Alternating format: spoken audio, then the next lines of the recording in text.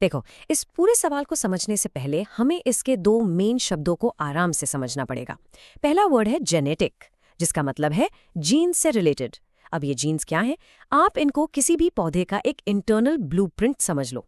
और दूसरा वर्ड है मैनिपुलेशन, जिसका सीधा सा मतलब है एक पर्पसफुल चेंज, यानी एक ऐसा बदलाव जो हम सोच समझकर किसी खास रीजन से करते हैं। तो अब जब हमें इन दोनों वर्ड्स का मतलब पता है, चलो इनको जोड़कर इसकी एक परफेक्ट एग्जाम रेडी डेफिनेशन बनाते हैं। जेनेटिक मैनिपुलेशन एक ऐसा प्रोसेस है जिसमें हम डिजायरेबल जीन्स को एक ऑर्गेनिज्म से निकालकर दूसरे में ट्रांसफर करते हैं ताकि उसमें एक नया फायदेमंद कैरेक्टरिस्टिक आ जाए।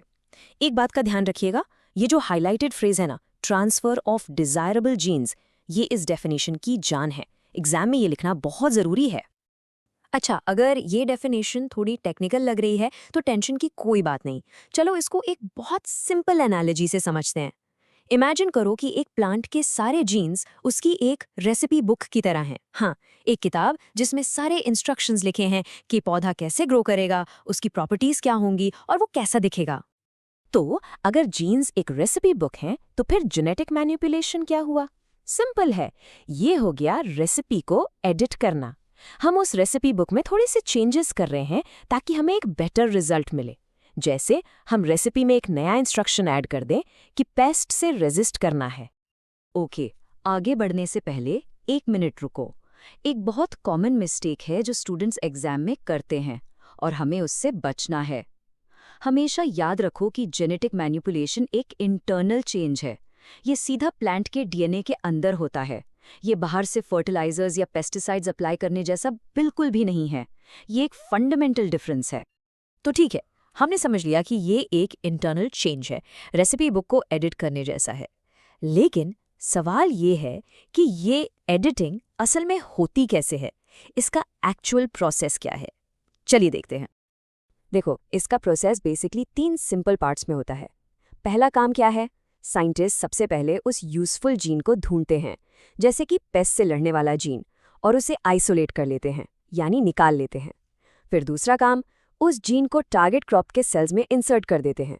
और बस तीसरा और आखिरी काम, उस नए मॉडिफाइड सेल से पूरा प्लांट ग्रो किया जाता है, जिसके पास अब वो नई डिजायरेबल प्रॉपर्टी पहले से ही है। तो इस पूरे प्रोसेस का रिजल्ट क्या हुआ? इसका इफेक्ट क्या पड़ा? चलो कंपेयर करके देखते हैं। जो ट्रेडिशनल क्रॉप थी वो पेस्ट्स का शिकार हो जाती थी, लेकिन अब जेनेटिकली मैनिपुलेटेड क्रॉप पेस्ट से रेजिस्टेंट है। जहां पहले यील्ड कम था, अब हाई यील्ड मिलता है। न्यूट्रिशनल वैल्यू कम थी, अब एनहांस्ड है। और तो और, पौधा अब ड्रॉट जैसी टफ कंडीशंस को भी आराम से टॉलरेट कर लेता है। और देखो, यही तो हमारे सवाल का सेकंड पार्ट था। एग्रीकल्चर में इसके यूजेस क्या हैं? तो चलो एक एक करके गिनते हैं। पहला, इम्प्रूव्ड क्रॉप यील्ड्स, मतलब सेम जमीन से ज्यादा फूड। दूसरा, एनहांस्ड न्यूट्रिशनल क्वालिटी, यानी फूड को और न्यूट्रिशियस बनाना। तीसरा, पेस्ट एंड डिजीज रेजिस्टेंस, पौधे अब खुद के बॉडीगार्ड बन गए हैं। और चौथा, अजीबोगरीब एनवायरमेंटल स्ट्रेस से टॉलरेंस, जैसे सूखा पड़ना या मिट्टी में नमक ज्यादा होना। चलो अब कुछ रियल लाइफ एग्जाम्पल्स देखते हैं। बीटी कॉटन का नाम तो आपने पक्का सुना होगा, है ना? ये इसका एक क्लासिक एग्जाम्पल है। इसके अंदर एक ऐसा जीन डाला गया है जो इसे बॉलवॉर्म नाम के कीड़े से बचाता है। रिजल्ट, एकदम बेहतर फसल। एक और बहुत जबरदस्त एग्जाम्पल है गोल्डन राइस।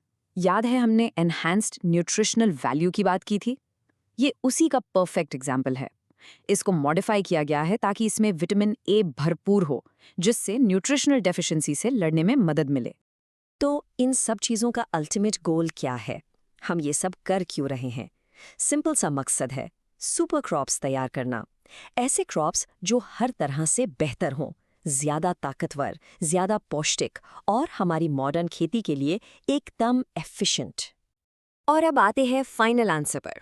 अगर एग्जाम में ये सवाल आए तो इसको कंक्लूड कैसे करना है? आप लिख सकते हैं कि इन कंक्लूजन, जेनेटिक मैनिपुलेशन एक बहुत ही पावरफुल टूल है जिससे हम क्रॉप्स में अपनी मर्जी की यानी डिजायरेबल प्रॉपर्टीज डाल सकते हैं। इससे होता क्या है? ये न्यूट्रिशन और रेजिलियंस में ज़बरदस्त इंप्रूवमेंट होता है और इसीलिए ये एग्रीकल्चरल प्रैक्टिसेस के लिए एक्सट्रीमली यूजफुल है। वी होप आपको वीडियो अच्छा लगा होगा और क्वेश्चन से रिलेटेड कॉन्सेप्ट्स क्रिस्टल क्लियर हो गए होंगे।